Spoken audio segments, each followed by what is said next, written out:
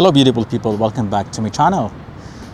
And for today's video guys, gusto ko lang mag-share sa inyo about my experience and how to be a content creator.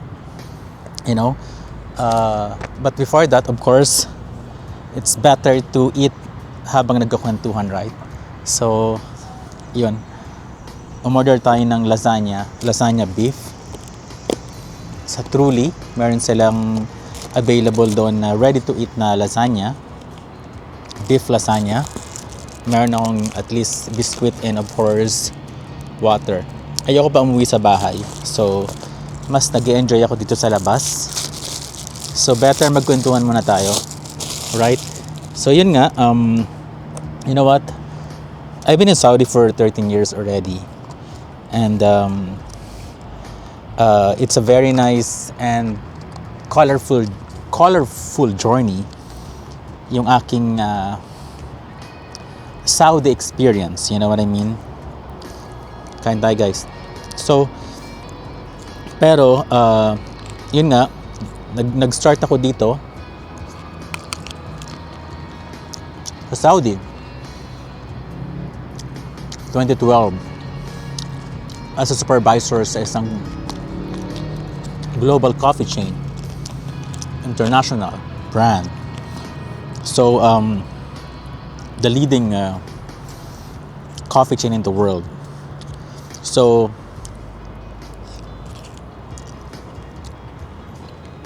nag-enjoy naman ako sa company, and nag-start ako as supervisor as I mentioned. Maganda yung offer nung time na yon, malaki talaga as in. And then yun nga, after a year as supervisor, dahil sobrang love ko yung ginagawa ko,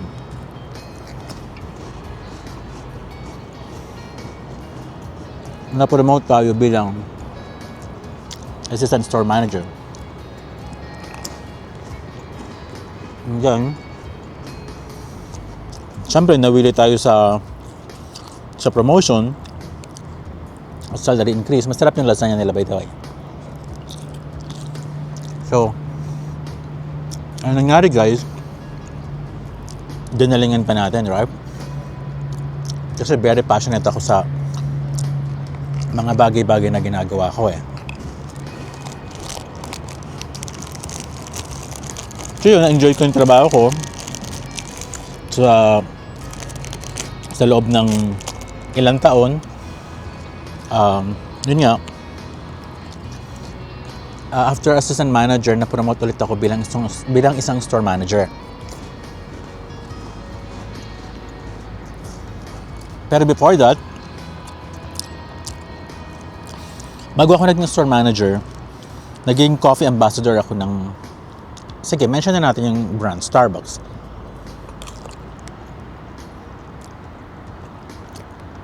Naging coffee ambassador ako ng Saudi Arabia for 2 years.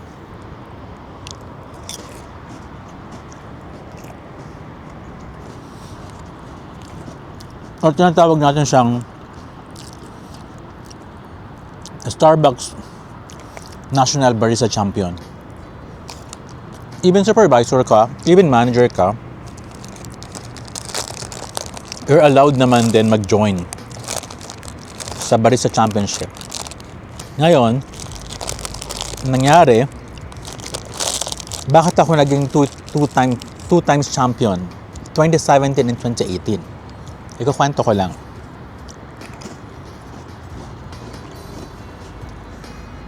Nung time na yon, sobrang passionate ako sa kape. Aral ako ng bongga, theoretical, as in nag-research ako everyday, nag-aaral ako ng Starbucks modules, and about coffee, and then nag-aaral ako mag-latte art, nag-aaral ako ng technical. Lahat na.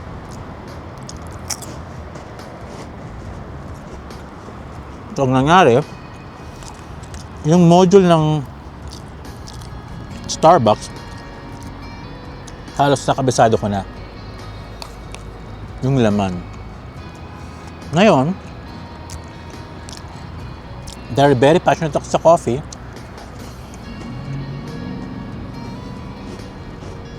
Nag-join ako ng boss ko na Egyptian sa district level barista championship. And then, yung mga kalaban mo ay iba-ibang lahi. May Saudi, may Egyptian, may Indian, may Pakistan, may Filipino, may Jordan. Dahil nga sobrang passionate tayo, nanalo tayo sa district level. Okay? And then, yung district level na yon, around Dammam and Kubar lang yon. The whole eastern province, including Al-Hasa. Ngayon, sa lahat ng kategorya, in all categories, ako yung nanguna. So, definitely, ikaw magiging champion. Right? That time,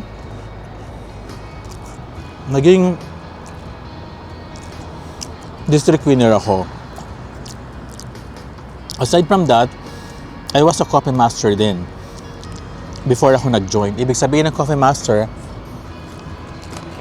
you're very knowledgeable about coffee in all form. Ngayon, yun na nga, nag-champion ako sa district barista champion.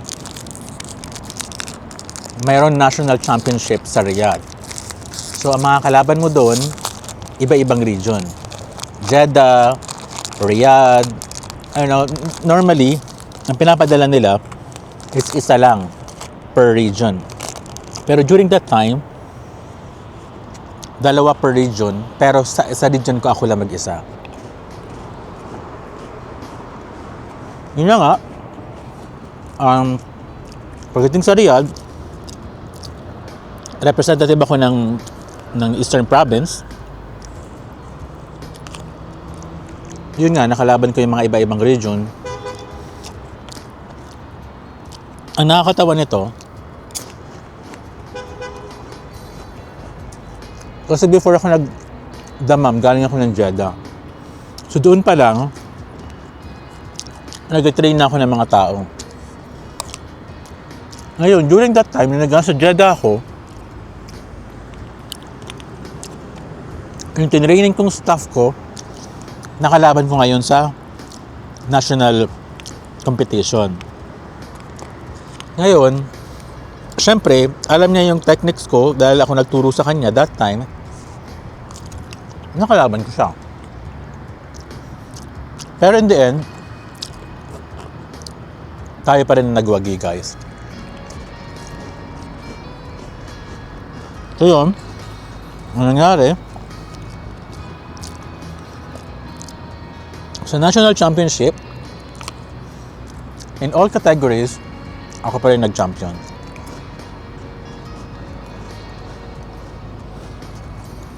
I'm very proud of that achievement, by the way, ha? And then, after ng national championship, meron kang isang buwan or 2 months maximum na preparation para mag-compete sa buong Starbucks sa Middle East and North Africa. Ngayon, ang mga kalaban mo na doon, guys, is mga bansa na. Mga bansa na sa Middle East and North Africa, including Egypt, Lebanon, Qatar, Morocco, Oman, Bahrain, UAE, Jordan, ano ba? Yun nga, Saudi Arabia, of course. So, yung mga bansa na yun sa Middle East, including North Africa, nakalaban ko silang lahat. Ngayon, nung time na yon, that was 2017, hindi tayo nanalo. I was third or fourth place that time. Ngayon, ang mananalo kasi doon, magka-travel sa Amsterdam and sa UK and sa London para sa Europe and Middle East and Africa Barca Champions, something like that, EMEA.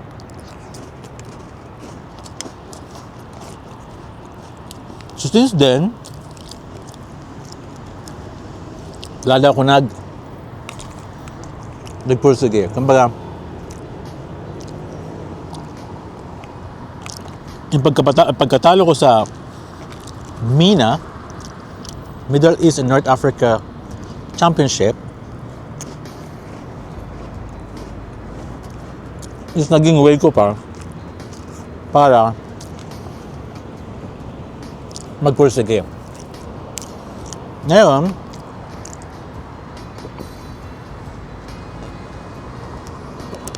that was 2017. Ngayon, 2018, dahil ang champion ay nasa Eastern Province, which is ako nga, ayaw ng boss namin na may manalo sa ibang region at mag-represent sa national championship na taga-ibang syudad or region. So, ang nangyari, dahil malalakas ang kalaban, natatakot siguro siya or worried siya na baka matalo yung magiging candidate namin. So, ano yung sistema, guys? Ako ulit ang nilaban. Para lang ma-retain yung title ng champion sa Eastern Province. Okay? Yun nga, from district ulit, from regional, national, I was the champion again for 2018. Pagdating again sa Kuwait, sa MENA, hindi naman tayo pinalat. Naging pangatlo tayo. Pero, sa EMEA, sa Europe, is dalawa. Ngayon, di naman tayo nabigyan ng chance ulit na maging representative ng MENA sa Europe. Pero that's okay. Again, ang importante sa akin doon, hindi yung pagiging champion. Ang importante sa akin doon is yung journey. Yung experience. So yun na nga.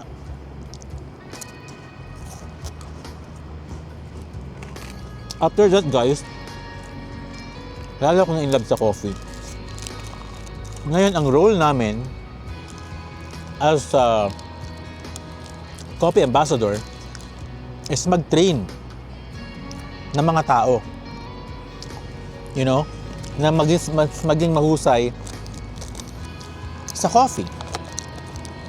So, naging super active ako, not only in Saudi Arabia. So, I conducted some training also sa labas ng KSA. And then, that time it was pandemic na kasi nung nag-train ako ng Starbucks Reserve B11 for Lebanon. So, yun nga.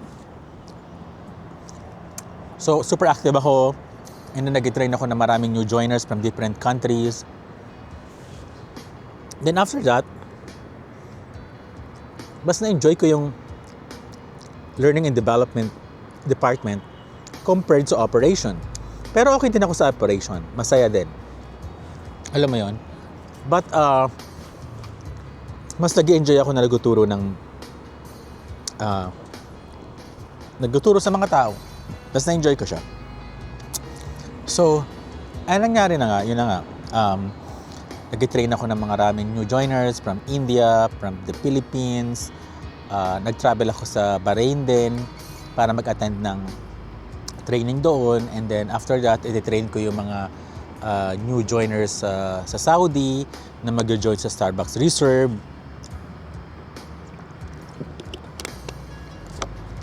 And then, sabi ko, I'm enjoying my time sa pag-train ng tao. Then one day, merong dumating na isang HR from the other company, and then nagtanong siya about coffee sa akin. So sa Starbucks Reserve na yon. And then demonstrate ko yung how to brew coffee, ganyan sa kanya. And then nagustuhan yata niya ako. And then sabi niya, babalik daw siya para mag-coffee ulit sa branch ko. And then, bumalik nga siya. Hindi ko alam na ikwento niya pala doon sa boss niya, yung general manager ng buong Middle East. Yung brand niya is Krispy Kreme. Na may isang Gemboy doon sa Starbucks Reserve. And then, sabi nung CEO, GM, I know him. Can you please invite him for interview para mag-join sa atin as a training manager ng Krispy Kreme? So, what happened was, in-invite niya ako for interview nga para mag-join sa Krispy Kreme brand. So, yun, I was lucky enough na nalusutan ko yung unang interview, pangalawa, pangatlo, hanggang yung final interview ko was GM and the business director. So, pumasa naman din ako. Yun, nagpaalam na ako sa Starbucks that time. That was 2022. So, nag-join ako sa isang malaking kumpanya na may hawak ng Krispy Kreme dito sa Saudi Arabia. Let's mention it, Americana. So yun, nag-handle ako ng 3 country. That time, hawak ko ang Bahrain, Jordan, and Saudi Arabia. So hindi ako in love sa donut, by the way. Kasi yung major product ng Krispy Kreme is donut. So, yun, pero may coffee, which is nice. So, yun, tinrain ko yung mga tao doon about many things, operations, operational excellence in general. So yun, na-enjoy ko naman siya. Then nag-travel ako sa Jordan for almost, I think, 45 days. Nag-stay ako doon. Nag-open ako ng Krispy Kreme. 4 na Krispy Kreme yung binuksan ko sa Jordan, sa Amman. And then, by the way, Jordan is one of the best country in the world, to be honest. And yun nga, ibinuksan ko yung unang-unang Krispy Kreme sa Jordan, which is a history ng kanilang bansa. Of course, first Krispy Kreme branch sa Jordan. It was so busy. It was so, let's say, amazing experience. Super unforgettable. First, yun nga, unang branch. Second, yung na-recognize kami ng Krispy Kreme International as the best opening in the world, you know, in terms of operations and of course, sales. So yun, kinakwento ko yung journey ko, right? And then after that, na-enjoy ko yung time ko sa Krispy Kreme. I normally traveled thrice or 4 times in a month in different regions and countries. So, I'm not complaining, pero hindi rin siya healthy na every now and then is mag-travel ka. So, yun nga, after almost 2 years sa Krispy Kreme, yung dating operation manager ko sa Starbucks is looking for me for a long time. And then, he found me in one training center sa Riyadh. And then, inofera niya ako mag-join sa isang international brand from Denmark. Yung Join the Juice. Join the Juice. So yung Join the Juice is a juice bar. They're selling some freshly made and organic products na originally from Denmark. So nag-join ako, and then it was fun then. It was a nice experience working with them. And I loved it, to be honest with you. But again, maraming bagay ang pwedeng maka-impluwensya sa iyo sa pag-alis sa isang company, right? Yun nga, of course, we came here in abroad to earn money. So another offer na naman ang dumating sa akin, which is a local brand. I don't want to mention the name, but it's way better when it comes to salary. And the good thing about that, yung working environment is very positive, and I really loved it. And it's been a year na nandito ako sa brand na to, and I loved it so much. And the owners and the people around me, you know, I like it. It's something that I'm really much proud na nag-join ako. Hindi ako nag-regret or hindi ako nagsisi na nag-join ako sa isang local brand, which is my first time. But still okay, you know. And the brand is making money more than the global brands. So, however, yun na nga, I'm still looking for something na will make me happy. So I decided to make some videos like this, what I'm doing right now. I want to be a full-time content creator, but it's not an easy thing, by the way. So ito kasi yung gusto kong gawin, yung lagi akong nasa harap ng camera and to inspire people, you know. And ito yung isa sa mga kaligayahan ko, pero hindi siya madali. Unang-una, pagdating sa pagiging content creator, especially sa YouTube, napakahirap. Sobrang hirap. I'm not successful even until now. I'm still gaining a lot of subscribers, but mahirap siya. Even one single subscriber is too hard to get. You know what I mean? So yun lang, tiyaga lang. And what I'm trying to do is to upload videos na alam kong pwedeng magamit or mapanood ng tao na magiging paraan para ma-inspire din naman din sila. So ito na nga yung mga sinishare kong journey ko. And yun, siguro ang magiging plano ko na lang, kasi nga gusto ko maging content creator, I want to travel the world, by the way, kasi napaka-ikli ng buhay. So ayoko naman mag-stay sa isang country lang. Siguro ang gagawin ko is to save more monies and mag-invest ng time sa pag-create ng mga content and enjoy it, I think. And I'm sure it will come naturally, right? So, one of my dream is to be a content creator. But sabi ko nga, hindi siya ganun kadali. It's very hard. It's very difficult. Pero, sa bandang, tawag na to, sa kabilang banda, wala naman talagang madali sa una. Lahat is mahirap, right? Kung mayroon kang 10, 5, 6 views or more than 20s, that's okay, I believe so. Kasi yun wala kang magagawa doon. Ang magiging siguro doon strategy is to create more videos na magagamit din ng ibang tao sa kanilang pang-araw-araw na buhay, right? Pero yun nga, siguro tiyaga lang talaga, and I'll try my best na makapag-upload ng mga videos na magagamit ng mga tao sa kanilang pang-araw-araw na buhay. So yun lang, it's one of my dream na maging full-time content creator na mag-travel sa mundo. Yun lang. And shinare ko yung journey ko as an employee, a full-time employee. right? From Starbucks to this company. And yung bottom line dito is, gusto kong maging full-time content creator. Gusto kong maglakbay sa iba-ibang panig ng mundo para ma-share sa mga taong nanonood sa aking channel. Yun lang. Siguro mag-start na rin akong mag-travel in some other countries din. Kasi during that time na nag-travel ako,